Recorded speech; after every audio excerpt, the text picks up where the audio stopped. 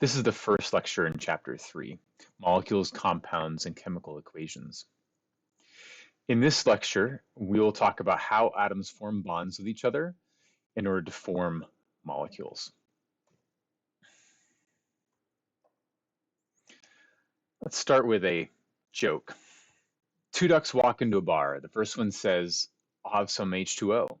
The second one says, "I'll have some H2O too." The bartender gives them their drinks.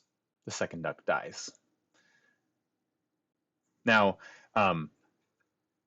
sorry for the joke.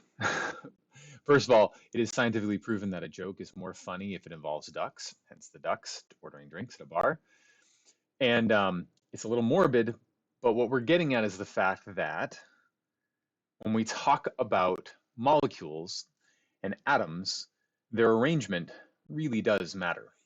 So hydrogen, oxygen atoms versus dihydrogen, dioxygen molecules versus H2O versus H2O2 are all different. H2O, as we know, is water.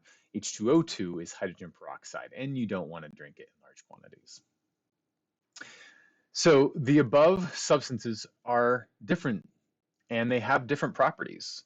Hydrogen gas, H2, is explosive. Oxygen gas, O2, is necessary for combustion, and water is a liquid, and it is used to extinguish flames. So what is different? The difference is how they're arranged, how the electrons are being shared or borrowed between atoms determines the properties of the substance which they end up creating. So we need to know both the differences between the types of compounds we can form and how to clearly represent them and name them so there's no ambiguity and you don't end up ordering a poison at a bar if you're duck, I guess. So let's start talking about chemical bonds. In the previous chapter, we talked about how atoms have a nucleus with the protons and neutrons in them, and then around that nucleus are these electrons. The electrons, being on the outside, are the things which participate in forming chemical bonds.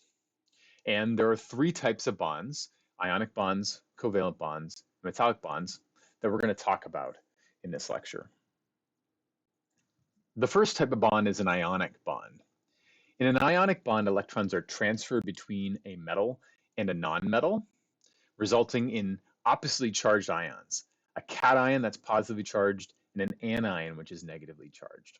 And they're going to be held together in a bond because of the electrostatic forces, the charge attraction of oppositely charged particles is going to hold them together in a bond.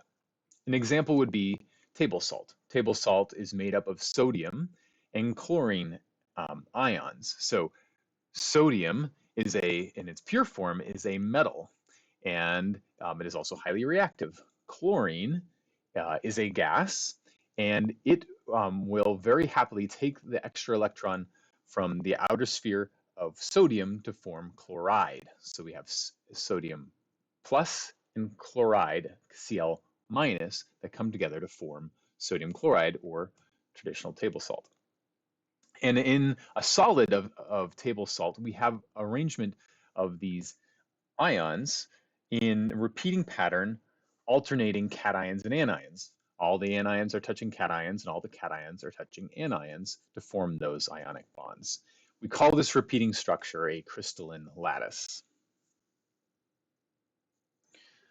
Covalent bonds are where electrons, usually in pairs, are shared between two or more nonmetals. So ionic bonds are for metals bonding with nonmetals.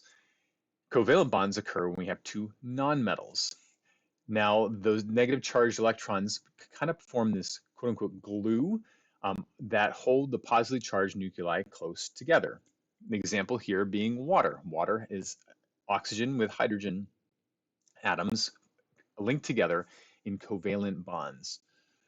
And if we think about the electrostatic charges of the nuclei and the electron, we end up having two positively charged nuclei and an electron. And if it's up here, then the attraction isn't as great.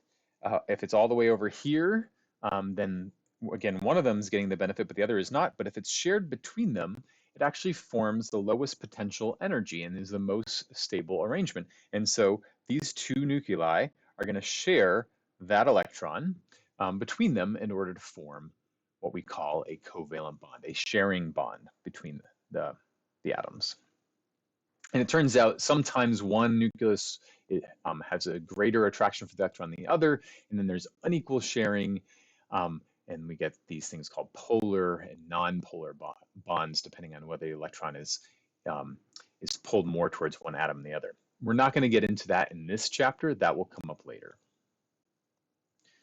The third type of bond, which isn't explicitly mentioned in this chapter, but I'm in the habit of talking about it in this section, so we're going to go over it, are metallic bonds. Metallic bonds form between two metal atoms. So here we have metal atoms and their electrons.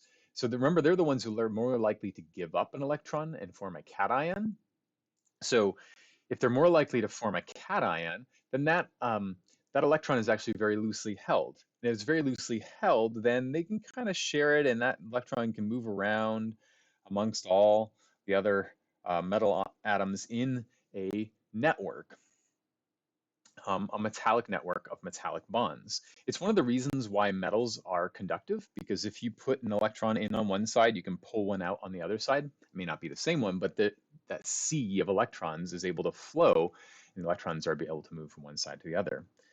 It also means that we can push on some of these atoms. We can maybe hit them with a hammer, and those atoms will slide past each other. They're still stuck together in these metallic bonds, but those metallic bonds aren't so rigid like ionic bonds or covalent bonds are.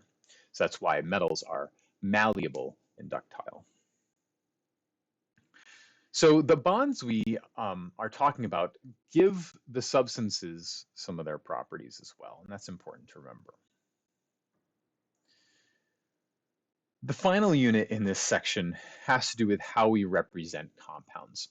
And this is like learning a language, a representational language, but a language nonetheless, about chemical compounds that we might encounter. And there are different ways that we can do this. We can have a formula, an empirical formula, which gives us the smallest whole number ratio of each type of element in a substance. So CH4, that's the smallest ratio between carbon and hydrogen and something called methane.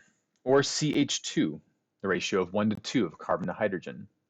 A molecular formula gives the actual number of atoms in the formula. So methane is actually CH4. But here we have propane, and propane has an empirical formula of CH2, but actually contains 2 atoms of carbon and 4 atoms of hydrogen. So there are 2 hydrogens for every carbon atom, but there are actually 2 carbon atoms. So this would be the molecular formula for that compound. We can also start to give more information about the connectivity of these atoms. C2H4 doesn't tell you anything about how those atoms are connected, just how many of them are present in a substance.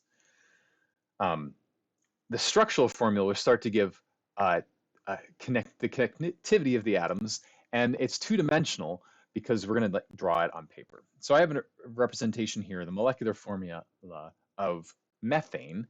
If we start to draw that on paper, we are on a flat 2D surface, and we might draw carbon in the middle showing its connectivity to the 4 hydrogen atoms. It forms 4 bonds with the hydrogen atoms in that molecule. Now, in reality, this is actually a 3D molecule. So we can start to try to represent the 3D structure, the shape of that molecule, using either perspective drawings if we're on paper, or using molecular models, 3D modeling tools that help us to visualize the shape of this molecule. So the perspective drawing, we draw these straight lines indicating bonds which are in the plane of the paper. And we have a wedge, a filled in wedge showing bonds that are coming out at us, and these hashed wedges showing bonds that are going back into the surface of the paper. And you can start to train your brain to see what this is showing, But we can now, with the use of computers, can come up with these models which start to show the 3D structure with shading and perspective 3D modeling. And even we can start to rotate them in a computer, on a computer screen.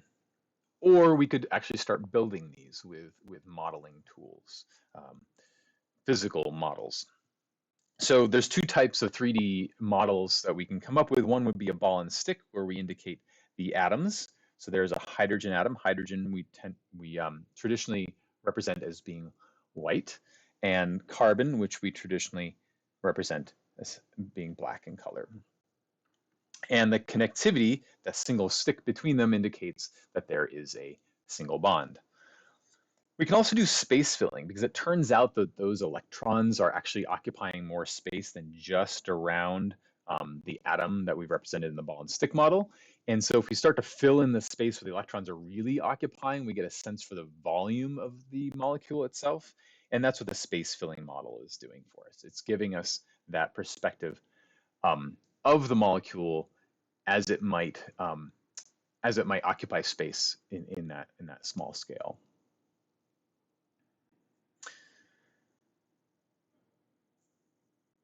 So that is all the content we're going to cover in the first section. Next time, we'll be talking about how to name elements, compounds, and ionic compounds and classify them based on their properties.